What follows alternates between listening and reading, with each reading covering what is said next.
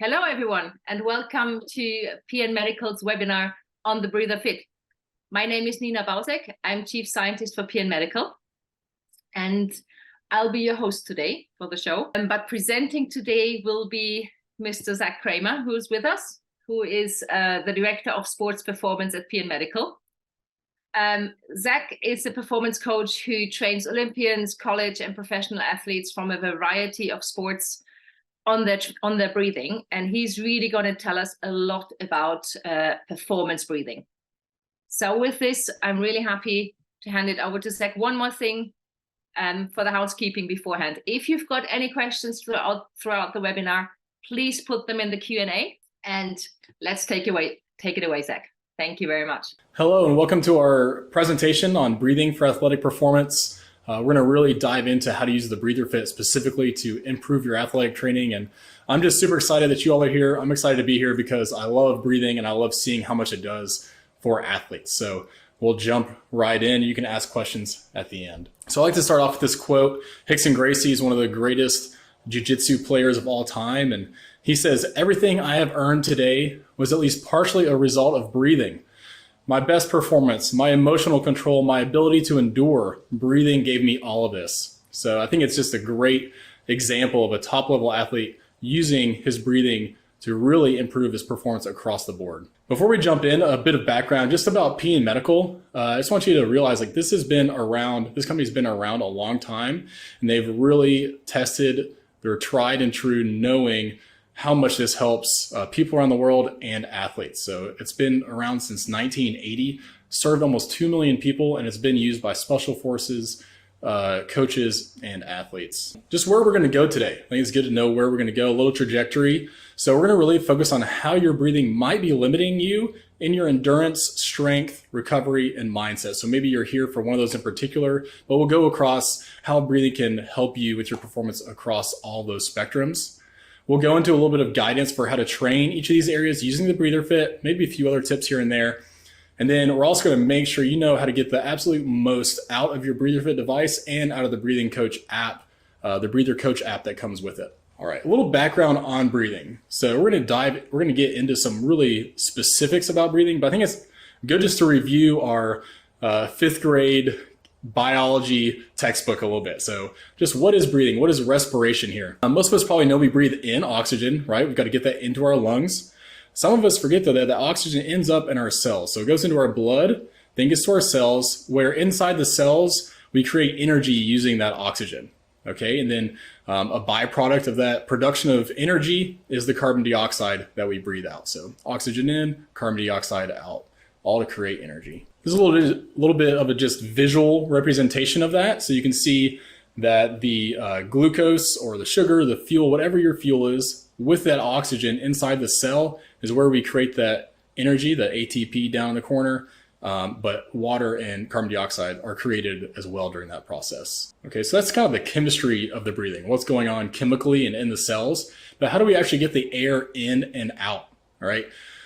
One big kind of misnomer or fallacy out there is that the lungs do anything to get the air in and out, but they don't. Your lungs actually don't have any role in getting the air into them or the air out of them. All right, that's where the diaphragm has its big role. So it's shaped like a parachute. All right, the diaphragm is shaped like a parachute, and it's a muscle, just like any other muscle. So if you can see me now, that diaphragm sits kind of right here under your ribs. And we'll watch a video here in a second that will give you a better representation. But it sits right here.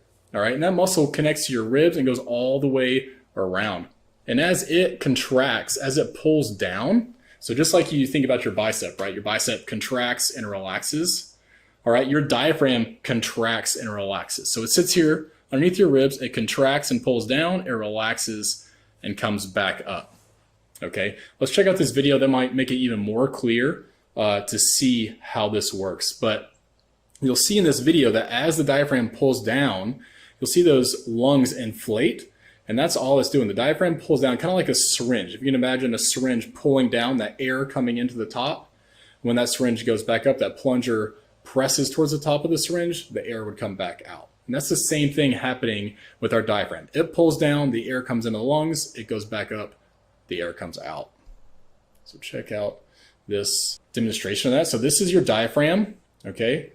And you'll see on this person, it kind of separates their upper body, their lungs, and their heart, sitting there above it, from their stomach, intestines below. And as that diaphragm contracts, it kind of flattens and pulls down, and you see the lungs inflate and get bigger. It's a little bit better representation. And you can tell it's connected in the front, in front of those lungs, and from the side, it's even contracting. So the belly expands, the back expands with every single one of those contractions, okay? You probably also noticed that as it pulled down, it kind of squished everything below it, okay? And we'll get to what's happening there in just a minute. So we've got kind of the background here, okay? We've gone over the chemistry of the breathing. We've gone over how we get the air in and out. And now let's look at how these things really apply to, what we're all excited about. Getting stronger, boosting our endurance, recovering from our sessions, and really being in the mindset for competition and training. So first up, we'll discuss strength, building respiratory muscle strength. So our diaphragm, some of those accessory muscles. This leads to greater overall strength. And what's great is it reduces the likelihood of injury. Okay, the soda can model is really a great model for understanding what's going on when we breathe and how it relates to strength and posture. Okay, so if you think about a can full of soda that's unopened, there's a lot of pressure. You cannot crush that can. But as soon as you open the lid, as soon as you pop the top, you can crush that can very easily. Okay, and that's really the same thing. The same thing applies for our torso. So if you think about just our skeleton, or if you saw one in anatomy class, if you try to set it up on its own, it would just collapse, right? There's nothing to hold it really or make it strong.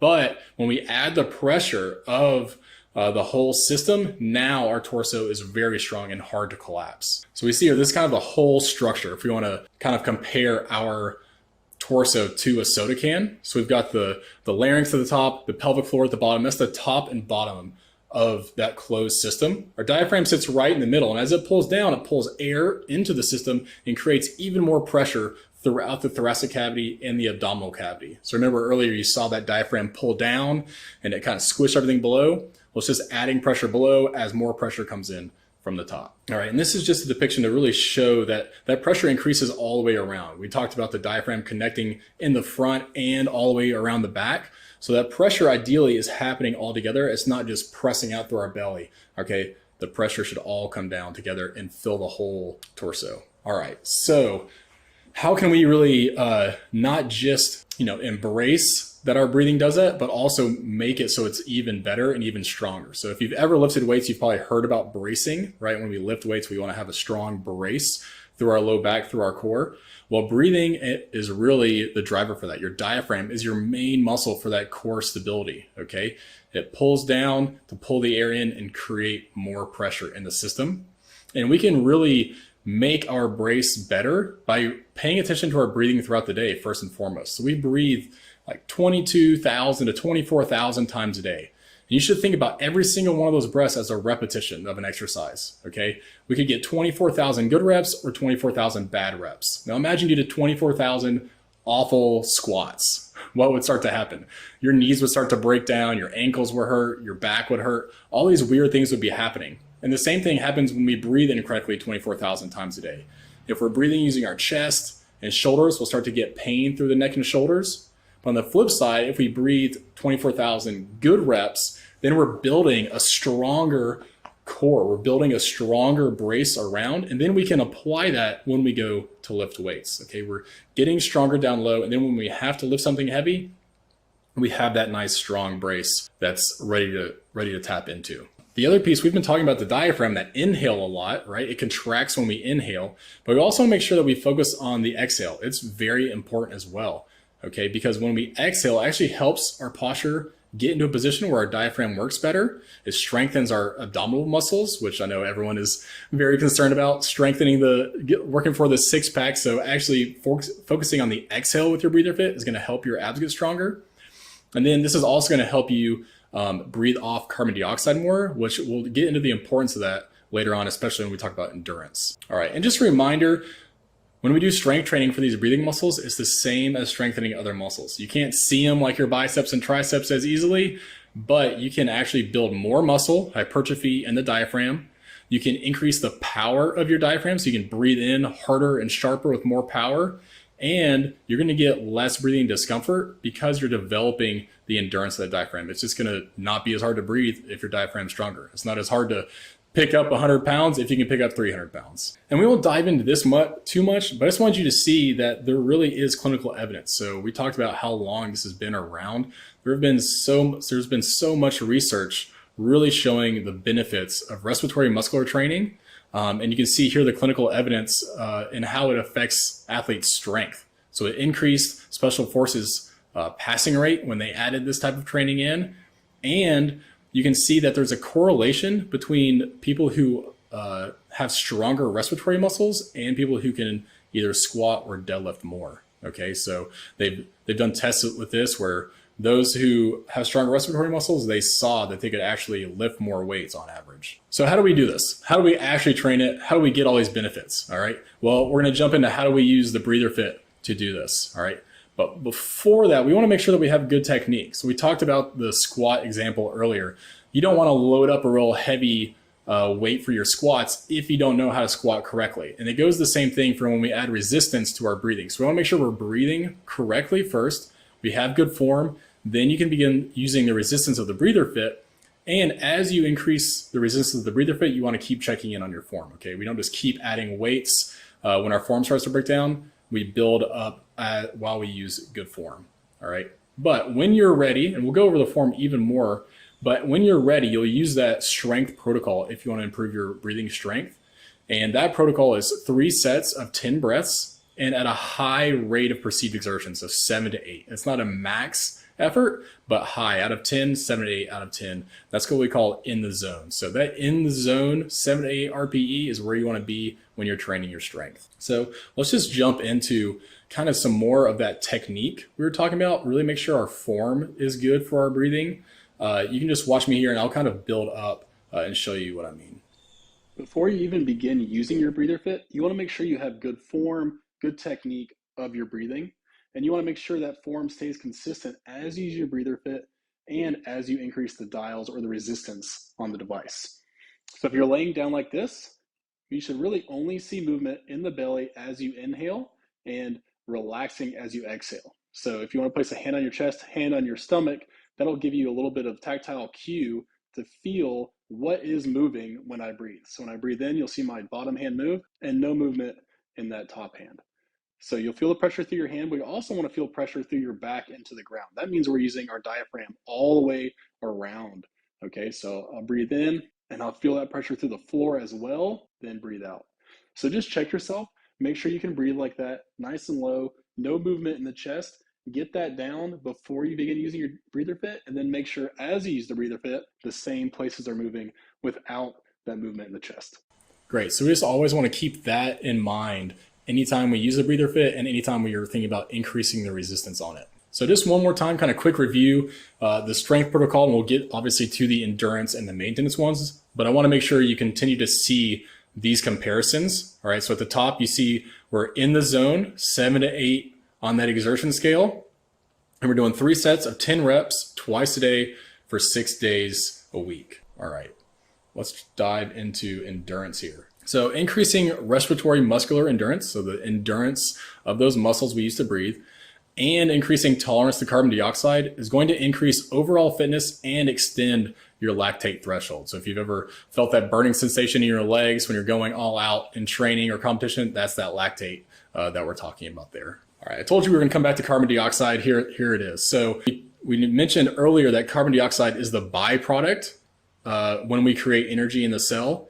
What we didn't go into, and what's really interesting and most of us miss, is that it's also your primary trigger to breathe.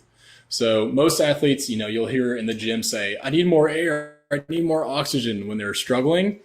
But actually what they need to do is get rid of more CO2. They're feeling the buildup of carbon dioxide. They're not feeling the drop off in oxygen. Okay, same thing goes, if you held your breath for as long as you could right now, you start to get stressed, panicky, and you'd feel like your body's warming up. That's actually the buildup of carbon dioxide. You're feeling that because you're not exhaling CO2, it's building up and your body's telling you you need to breathe now, okay? And then we talked about that lactate or that lactic acid earlier. This carbon dioxide buildup also attributes to that acidic environment. So it's part of that burning sensation you feel when you're working out. Okay, so we'll go into how can we help this and what does that matter for. So the respiratory muscular endurance is super important. We've got to have endurance in the respiratory muscles, okay? And lack of endurance in your respiratory muscles can lead to shortness of breath. Simply, your diaphragm gets tired, all of a sudden it's hard to breathe, right? And then what's that going to affect? That's going to affect your breathing. I'm sure we can all kind of relate to a time where it just felt like all of a sudden we couldn't focus on anything but just trying to catch our breath. And a lot of times that's just because your diaphragm has become tired, okay? One of, I think, the most interesting pieces of this, and what always grabs endurance athletes' attention, like my wife who runs cross country, is this idea called blood stealing. This is super interesting. So what does your brain care the most about? Your brain cares about almost nothing in relation to how much it cares about you staying alive, right? Its primary job is to keep you alive. So it's pretty dialed into whether or not you're breathing. It's pretty focused on that, because as soon as you stop breathing, you're going to have some alerts going off in your brain. And because of this, it's really dialed into your diaphragm, and it knows, your brain knows when your diaphragm starts to get tired. And as it starts to get tired, it wants to give your diaphragm more energy. So what it actually does is it kind of steals blood from your legs and arms and sends that oxygen, that good blood, to your diaphragm to make sure it gets enough energy. So even if you've trained like crazy, your legs, your arms, you still might feel that burning sensation, that tired sensation in them, because your diaphragm is getting tired first and taking some of their energy, okay? And again, we already discussed this, that lack of respiratory muscular endurance, you're not gonna be able to breathe off that carbon dioxide, and you're gonna have that lactate build up, and you're gonna feel that burn sooner than you should, okay? What's wonderful about all this is that it can be trained though. You can get better at this, all right? Even if you already do loads of miles, you do loads of biking, whatever your endurance activity is, even if you do lots of it, if you're untrained in your diaphragm, you can still find those percentages of improvement. All right, and just a quick look at the clinical evidence that shows RMT helps and improve endurance. So you can see fatigue in swimming, the time to that fatigue increases, so it doesn't take as long to get tired. Recruits in the military, it decreased their time to exhaustion, and mile times have been decreased. They've done all these studies over and over again to show. And one of the really fascinating things is just adding in RMT is also going to improve your tolerance to carbon dioxide, which is going to help you just feel less out of breath as you train. All right, let's dive into the practices. What we're all here for, what's going to actually help us get better. We want to improve. This is how we improve. All right, the endurance protocol for the breather fit is going to be 40 breaths in the flow setting of 3 to 4 on that rate of exertion. Okay, so we were at 7 to 8 when we were doing strength, just like you'd use heavier weights to get stronger.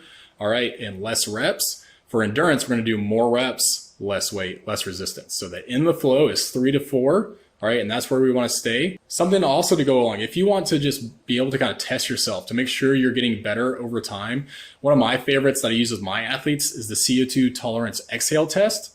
This is super simple, so you can take this with you. You're going to breathe in as much air as you can, fill all the way up with air, and then start a timer and see how long you can exhale for. That's a great measurement for these things we discussed in this section. It's going to measure your tolerance to CO2, and it's going to measure how well you can control your diaphragm. So that's a great way to retest yourself throughout this. Other ways to increase your CO2 tolerance are with breath holds and using that breather fit throughout training sessions. Just making your breathing a little more difficult while you're training is going to help it be less difficult while you compete. Right. All right. And again, let's just compare this again. So we looked at the strength already, strength protocol, the endurance protocol, just to make this crystal clear.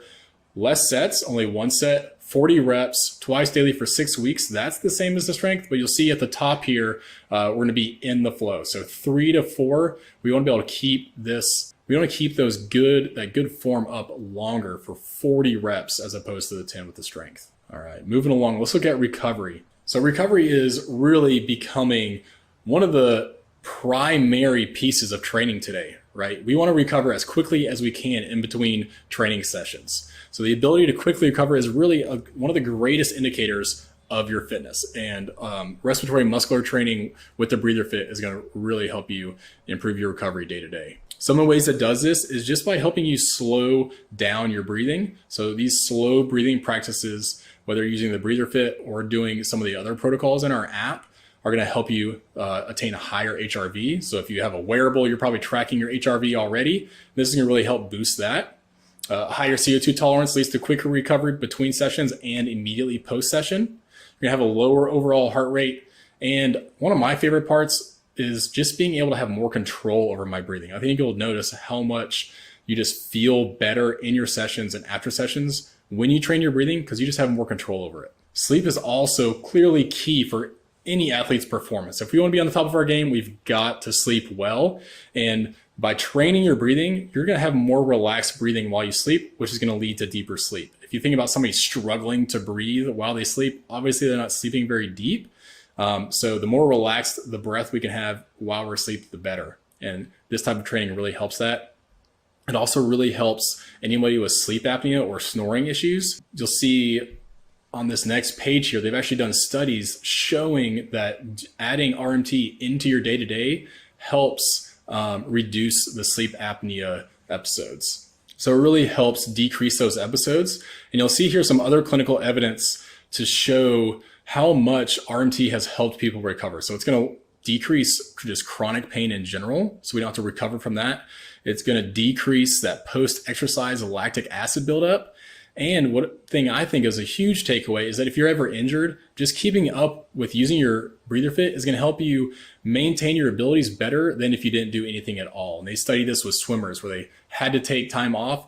Those swimmers who kept up with doing respiratory muscular training re-entered the water with much better skill level than those who didn't. All right, practices to promote our recovery. The practical side of this. Just doing consistent respiratory muscular training is going to help you recover. So we just talked about doing slow breathing throughout the day. It's going to keep your HRV high. All right. Doing slow exhales while we're stretching. So slowing down your exhales will help you get deeper into that stretch. And these SOSs you'll see over here on the side. So these right here, we'll talk about those in a minute. But they're in your Breather Coach app that you can follow along with. So if you want help falling asleep or just becoming calmer throughout the day, you can find these in that app to help you out. All right, jumping into mindset. How can we really develop this competition mindset, and how can we use our breathing to help us? I love this quote because it shows kind of the back and forth nature of our mind and our breathing. It says the mind is the king of the senses, but the breath is the king of the mind. So how we breathe really controls how we think. And how we think controls how we breathe as well. So it goes back and forth. I think one of the easiest ways that athletes can kind of understand this is, and can I kind of understand how breathing can impact their mindset during competition, is just the fact that when we're aware of our breathing mid-competition, you're in the middle of a soccer game and you're breathing super heavy, it's a lot harder to pay attention to what your responsibilities are when you're focused on your breathing. So just less fatigue, less being out of breath is going to improve your confidence and focus. It's going to help you be more composed during that competition. And just practically, it's going to help you have a lower heart rate. Even in exercise, you're going to have a lower heart rate, a lower breath rate, and have that balanced, focused state that you need to be in. The chest versus diaphragmatic breathing is really a great comparison to show how much your mindset can affect your breathing and your breathing your mindset. So if you think about somebody that just really is breathing into their chest and in and out their mouth like this, you can tell how much more stressed or anxious they are than somebody who's breathing in and out their nose, nice and low like that. Now, what's interesting is, their mindset might be telling them to breathe like that because they're stressed. But if you go ahead and try right now breathing in and out your chest, in and out your mouth, you're also going to feel more stressed. But if you breathe low and slow in and out your nose, then you're going to feel more focused and alert. So really your breathing can dictate your mindset, and that's important to think of throughout your competition or as you're getting ready for competition. All right, so some practical ways to improve your mindset here. One's going to be that maintenance protocol. This is going to be 3 to 4 out of 10 on that exertion scale, what we call in the flow, okay?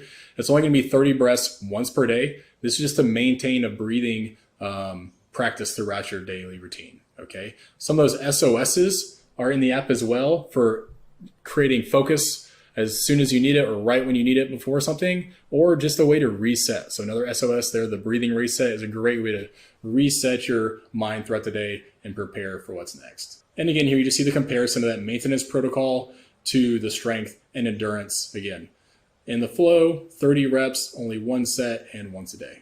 That concludes our discussion on those specific areas of strength, endurance, recovery, and mindset. But now I want to make sure you know how to get the most out of your device, no matter which of those protocols you're following. Okay, so number 1 is just remembering to stay in the zone or flow. Okay, we've talked about that before. Next is listening for the seal and the wind sound. Okay, so it's possible to breathe into your device without using enough force, and that wouldn't engage the resistance on your breather fit. What you want to listen for is this strong sound of the wind. So if I don't breathe into it strong enough, it's like this. So I'm inhaling and exhaling, but there's not much resistance there. You can't really hear it.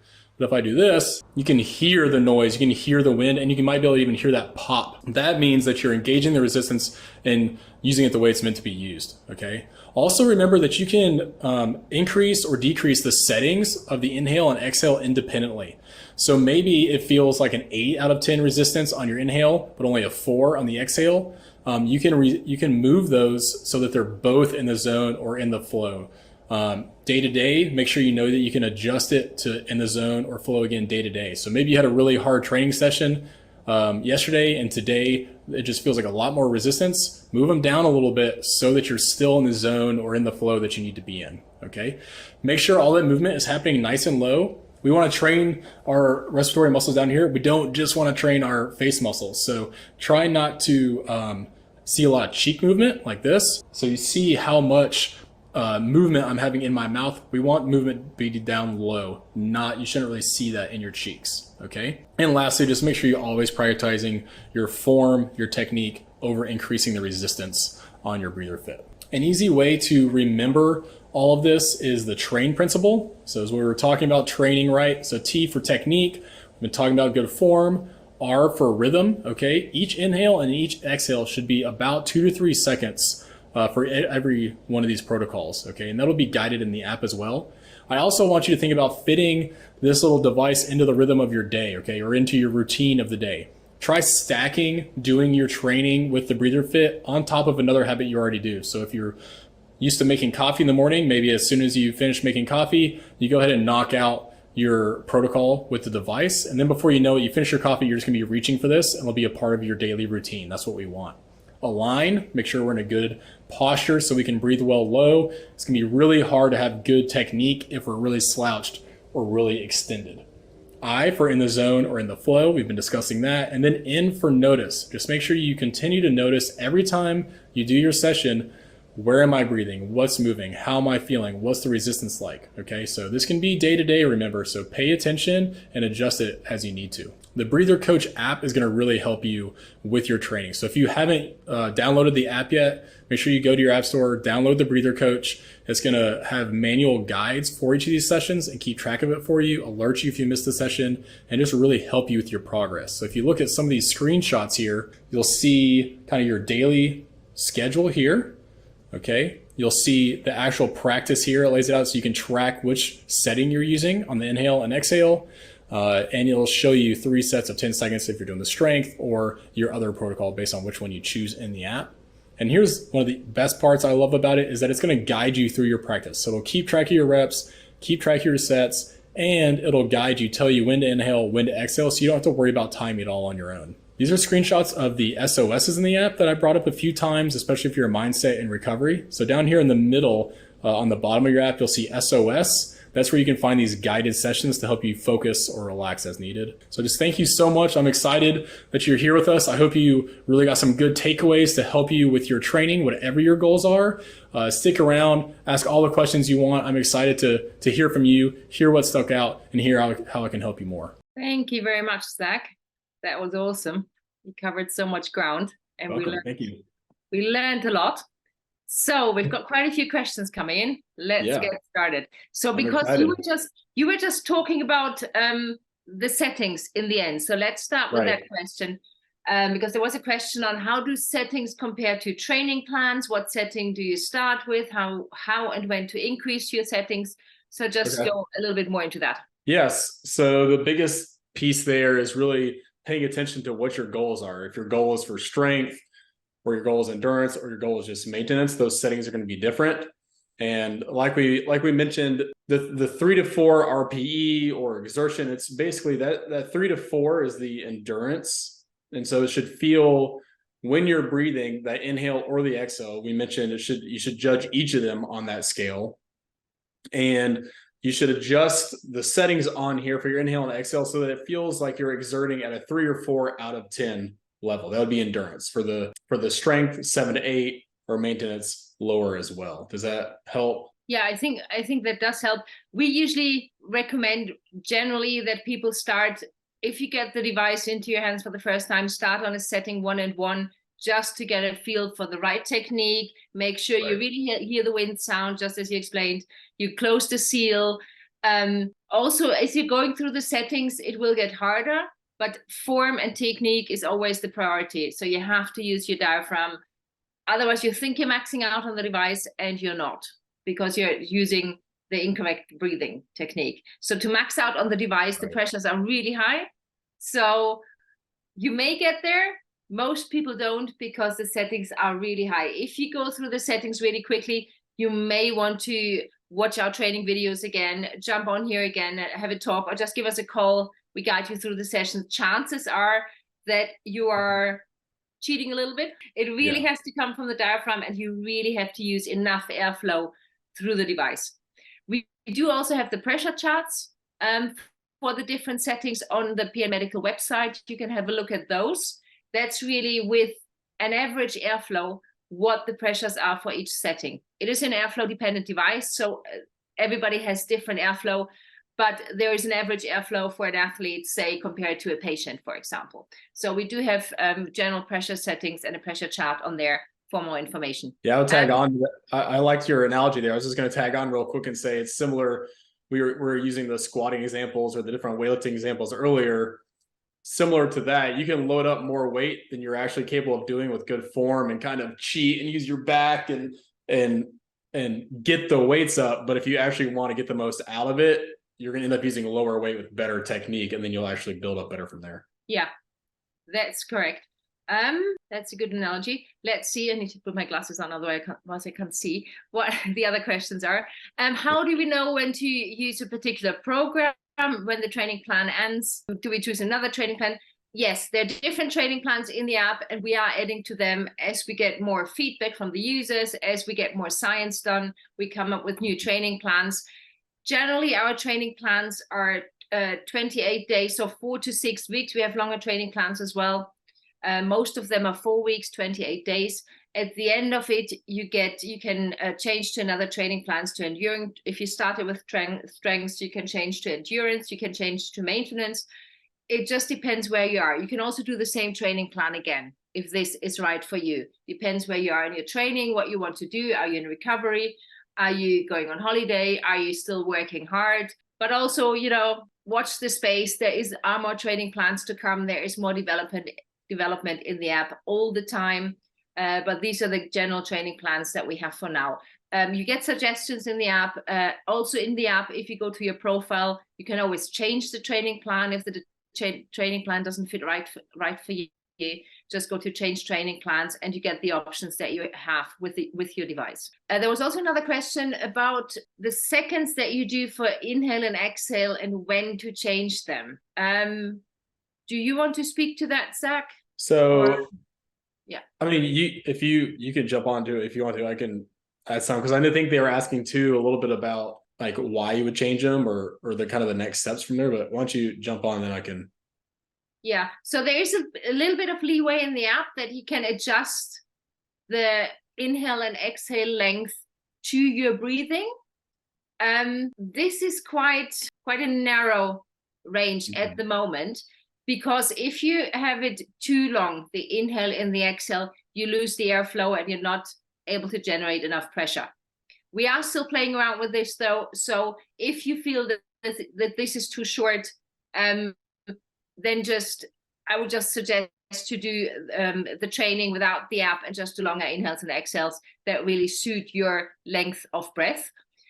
Generally, it should be more like a HIIT training. So you really want to hit the diaphragm with a short, sharp breath. So we're not having long, deep breath, because we are actually breathing against resistance. So this is actually a training, and you are activating and engaging your diaphragm.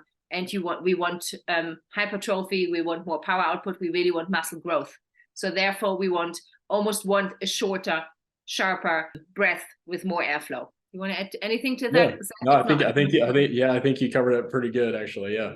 Not that I didn't expect it. That's not what I meant. As with any type of training, there's a time to take more than 1 day off to allow the muscles to heal. Is this the same with R&T training? Good question. That's from Michael. I would say yes. Yeah. Zach, you speak for the athletes, but Yeah, absolutely. I mean, if you're feeling fatigued, definitely worth taking a day off. And as we mentioned earlier as well, you can also adjust those settings. So you could take the day completely off, or you could simply go to one-on-one on those settings and take a day where you're still getting some exercise. It's like if you're really sore somewhere else, maybe sometimes it's still good to move a little bit through that, but that doesn't mean training the muscle. So you can just drop down on that inhale and exhale exertion and do a few breaths at that level and come back harder the next day. yeah, I mean, don't forget the diaphragm is a muscle that never stops. It never sleeps, it never stops. So it is a muscle that is used to being working all the time, but you don't want to overtrain it, you don't want to fatigue it. So exactly, taking it easy for a day or two, that's absolutely no problem. Will you please define HRV and what outcomes should we look for with HRV using Breather Fit? That's from Will. Thanks, Will, for the question. Sure, Will. Yeah, HRV is heart rate variability, and it's become kind of the gold standard for checking in on an athlete's recovery. So if you have a wearable like a Whoop or an Apple Watch, that's one of the main things it's going to watch for, is just the change in your HRV over time. And essentially you want to see a higher HRV. You want your heart to do a great job at adjusting, at having variability. It needs to be able to adjust quickly to the day-to-day activities. So if you're training your breathing, ideally over time, you see an overall gradual increase in HRV. Yeah, that's really, it's not a snapshot. HRV, what you're looking at is always the trend, because HRV really tells you a lot about the status of your autonomic nervous system. And what we want is that during the day, we are active, we are focused with our sympathetic nervous system. And then during the evening, at night, we go into the parasympathetic nervous system. It's all digest, rest, and recovery. And this is what we want to see. And the higher your HRV gets overnight compared to the daytime, the more recovery you get, the more rehabilitation your muscles get, the more repair is happening. But it's not something that you will see in a day of using the breather or the Breather Fit. This is really something that you have to use it continuously, and it builds up over a few weeks. We have done a study with BioStrap users. It was actually a sleep study to look at their sleep. But what we saw as a byproduct of that study is that all of them improved their overnight HRV at rest. So all of them had improved recovery overnight on average, but it did take a few weeks for this to get on. So have a look at your HRV trend over time. That is a really good question, Will. Thanks. Oh, I like this. It would be good to have the pause function throughout the session. We don't have a pause function throughout the session in the app, but we can pause the training plan. So if you go away for a few days, if you have a party weekend, if, for any reason, you will not be able to do your training plan for a few days, you can pause the training plan and then you can resume. We are just working on a function where you can actually, if you've missed days, you can go back where you left off. That's, that will be there in a few weeks. We're working on this right now. But yeah, that is really, we don't have it during the session at the moment, because you should commit to those few minutes. It is 2 or 3 sets of 10 breaths. Commit to this, go through this, have a break. You have a break in between the sets anyway, but this is really your set that you should finish without a break, I would say. There's a lot of good questions. There's a lot of good questions, yeah. Yes, this session is being recorded and you will be sent a copy of this. So that was a question.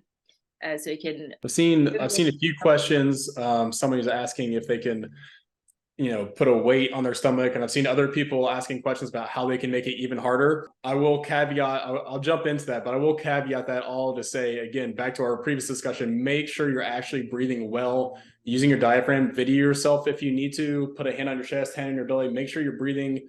If you're using the max settings on here, I do not use the max settings on here. So if you're using the max settings, triple check that you're breathing only down through your belly. And your next step is really making sure that you're breathing laterally through your ribs and through your back. Make sure you're getting all that down before you go to those max settings. But if you have all that down, you're using your max settings and you still want to make it harder, yes, you can add even more resistance, like a weight in your stomach if you're laying your back works. One of my favorites is taking a resistance band and going all the way around, kind of the bottom of your ribs, kind of around your sternum, and that creates resistance. And what I like about that version is that you're actually going to get a little more tactile feel if your ribs are expanding, because you'll actually feel your ribs, your back, your belly expanding into that band 360 degrees around. And that's a good way, even if you don't make it real tight, it's a good way to feel that expansion and check yourself as you increase the settings on the breather fit. That's a really good idea, Zach. Thank you. I haven't thought of that before. That's awesome. We've got a question from Dylan. Thank you very much. Can you explain how CO2 tolerance works? I know you like to talk about this, Zach. So can you talk a little bit more about the CO2 tolerance? Try not to go too deep down the weeds, but for the purposes of this discussion, kind of the main thing to understand is that your brain is really attuned to the level of carbon dioxide in your blood. And I think I mentioned this already, but when say we hold our breath for as long as we can, we don't recognize that we are starting to maybe use up our oxygen. What we recognize, what our brain feels, is the buildup of carbon dioxide because we're not exhaling it out. Okay, so basically the CO2 tolerance is really just a way to describe your brain's tolerance for CO2 before it starts sending out alert signals.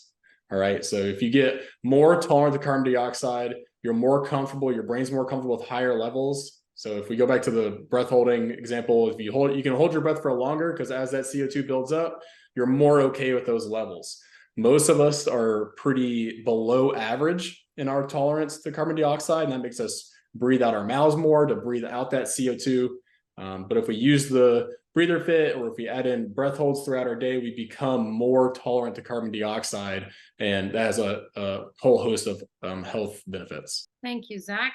There's another question from Mike, which is really interesting. If I'm not a competitive athlete, but very fit, my focus is on longevity, health span, do I focus on strength versus endurance versus maintenance, cycle in and out? What would you say? What would I say? So I would probably start with the endurance protocol there. If you don't have if you're not playing to really try to build that brace with the strength protocol for lifting weights, I would recommend starting with the endurance plan, and then you could cycle between that and maintenance. You could also simply incorporate the breather fit, maybe with the maintenance plan as part of your warm-up for some of your sessions, things like that. It's a good way just to build it in without having specific goals. And I mean, the beauty is the breather fit is based on, I've got the breather voice actually, but the breather fit and breather voice, they are based on the blue breather, the original breather, and that was developed for patients, for COPD patients, for heart failure patients, anybody who's experiencing dyspnea or breathlessness or has a weak diaphragm. So the beauty is really you don't have to be an athlete. You can just be a normal person, a fit person, an unfit person, any person. Strengthening your diaphragm, if you have not done respiratory muscle training in isolation, you will feel the benefits of strengthening your diaphragm. You will feel it in everyday activities, in walking your dog, in going for a gentle run, for a bike ride. I'm not an athlete. I'm a very recreational athlete, but I can feel it if I'm walking my dog up the hill using the breather. You know, it really gives you more air for everything.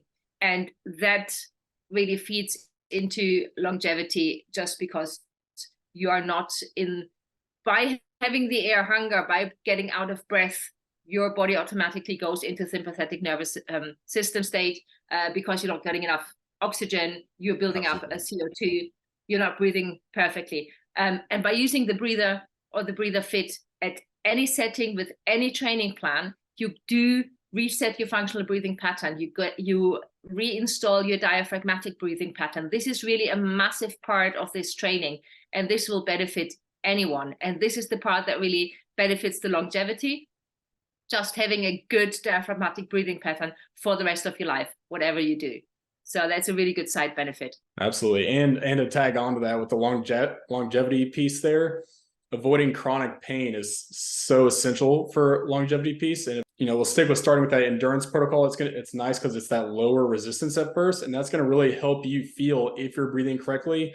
And like we mentioned, if we're breathing incorrectly throughout the day, we start to get that chronic pain in our shoulders, our neck.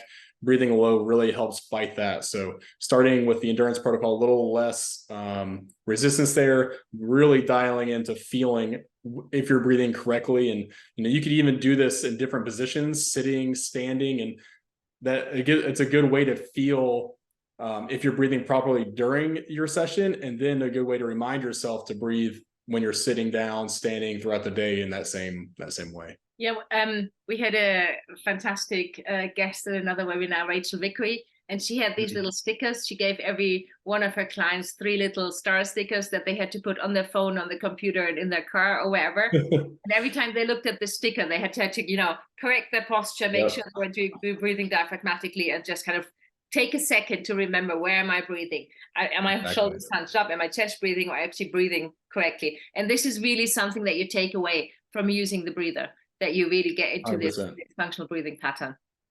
Absolutely agree. VO2 max, Zach, a question for you as well. Is highly correlated to longevity? Yes, especially health then. So to improve your VO2 max, would you focus on endurance? Would you focus on strength? Does it matter what you focus on? I would still, most people who are focused on VO2 max, right, it does have a huge correlation with longevity, but also most of those athletes are focused a little bit more on endurance. So I would definitely say start with the endurance protocol there. Yeah, that sounds like a good plan, a good starting plan. Also, we had a question, something went wrong with the app, finished the plan, didn't know what to do. Sometimes this happens with apps, reinstall it. Again, the app is up and running, it is working. Sometimes you just have to, go back, reset it, reinstall it, and it should work again. If you still experience problems, you can always give us a call. We have a wonderful care team who takes care of all customer questions. We can meet you via Zoom to check things with you. So we are really there for you. I think one person did ask about like the timing of when to do the breather training around their other training. Michael, Michael's the one who asked that question. So I do like using it at least one of the sessions. So most of or at least the strength session. So right now I'm following the strength protocol, and it has 2 sessions each day in the app. And I like to do at least one of those before my strength training session. It's a good way to, you can do it because you're fresh for your diaphragm, but it also begins to awaken all those muscles that are used for your brace, and kind of just as a way to kind of wake up that connection before lifting weights, to make sure that I'm going to be breathing properly, setting my brace properly, contracting through my abdomen properly while I'm lifting weights. So I love kind of doing the training session with the breather fit just before my strength training. Yeah, there's another user saying he does actually use the resistance band, and it gives you a really good feeling of where you're breathing. That is actually true. You can actually feel it all the way down to your pelvic floor, which is of course the bottom of the soda can model that you described. Yeah, and I mean, you can get creative with the breather fit. So there's a few different exercises. Hopefully we'll get to some of y'all that I've put together, and you can try using it in different positions, and honestly, it will kind of expose you for where you can and cannot breathe. I saw one person on here was a fighter at one point, and that's something we do a lot with jiu-jitsu athletes, because wrestling competitor athletes in that sense really can get put in some odd positions, and they've got to be able to find areas of their diaphragm to still contract and breathe. And you can get creative in that sense and kind of arch and roll and use the breather fit to find and open up areas to breathe that you weren't expecting before. This is where the whole point comes in, that the breather is a postural muscle as well as a respiratory muscle. So it will always keep breathing, but if you, while you are moving and while you are fighting, posture is a big part of the diaphragm function as well. So the better it works and the more stamina and strength the diaphragm has, the better you are at actually using it as a postural and a breathing muscle at the same time. So this is something that we mustn't forget.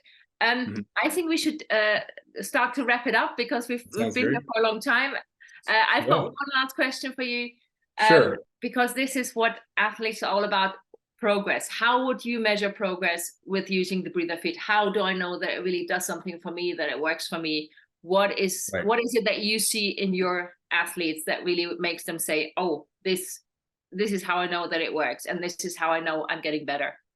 Yeah, a few different ways we can go with that. One, maybe the simplest, is just if you're using the app with your breather fit and you notice that you can improve those settings and you're still feeling like you're in the zone or the flow settings for your protocol, That's a great way to see that you're making improvement. Other ways that you can see you're making improvement, again, if you have a wearable, watching your HRV, watching your sleep metrics, but also just subjectively, how do you feel throughout the day, and how easy is it for you to breathe while you exercise, especially endurance athletes. If we're, going on a run, is it easier? Honestly, we didn't talk about this much, and this could maybe another time, but is it easier to nasal breathe for you when you're running because you're not having to use so much energy with your diaphragm?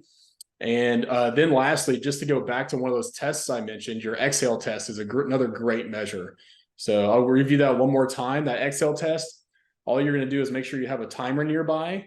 You'll breathe in as much air as you can possibly get in your body. So fill your belly all the way up, fill your chest. This time you can use everything you possibly can to get air in, start your timer, and then slowly exhale. Exhale as slowly as possible and time how long you can exhale continuously for. And that's a really great way to see if you're making improvement there. We have one more test that is actually really similar to that in the Breather Coach app as well. It's called maximum phonation time.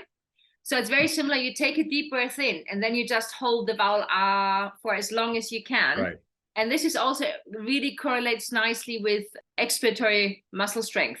So if you do this, your app usually asks you to do this on a weekly basis anyway, but this is really something where you can track your progress, because as your expiratory muscles get stronger, you can hold the sound much longer. So yeah, absolutely. But also on all of these tests, you will see, for example, if you have a chest infection, if you have a respiratory infection, it will throw you back and you will go 5 steps back. It doesn't matter, decrease your settings again, start again. Don't push yourself too hard after you've been ill for a while, but just come back to it. It will be really beneficial. We've got one more raised hand. Sorry, I did say last question, but let's see. This is so much fun. Sorry. I can't actually see the raised hand. I'm not sure. Can you put your question in the chat, please? Maybe there was a question about the app. Yeah. Yes, if your app plays up, best thing is to just, like with any other app, just deinstall it and reinstall it again, and it should be working. If we hear anything that there are issues with the app, this usually gets resolved within a few hours, and this is never a continuing problem.